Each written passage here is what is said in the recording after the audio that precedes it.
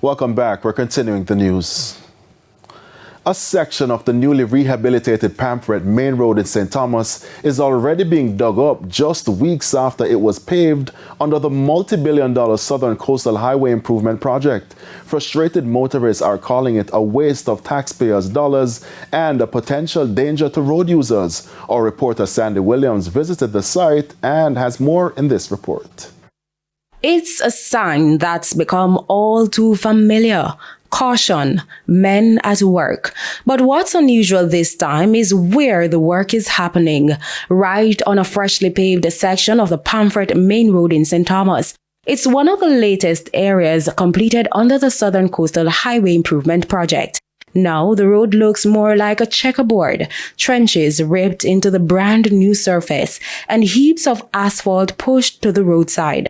Motorists are left to maneuver through uneven patches and active construction zones, hazard they thought were finally behind them. Further along the corridor, workmen wielded pickaxes to dig a roadside drain, suggesting major drainage works were overlooked before the road was surfaced. The ongoing works resulted in traffic pileups and growing frustration. Adding to concerns are valve boxes protruding about an inch above the road surface. Some sit dangerously in the middle of the roadway, others off to the side.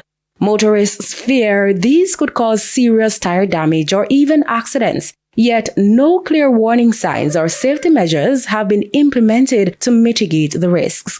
All of this comes just a month after Minister with Responsibility for Works Robert Morgan told Parliament the highway project was 96% complete, praising it as a major step forward for infrastructure in eastern Jamaica. But given the state of the road, many are now asking what was actually completed and at what cost. Communications manager at the National Works Agency, Stephen Shaw, explains that the road was dug up due to defects which have since become apparent. As per the contract, we are having the contractor correct those defects. As part of this process, they have had to remove what we refer to as bad material. We have to know the contractor has to get suitable material to spread in the area, have it properly compacted, and at the back end, they are going to be relaying the asphaltic concrete surface.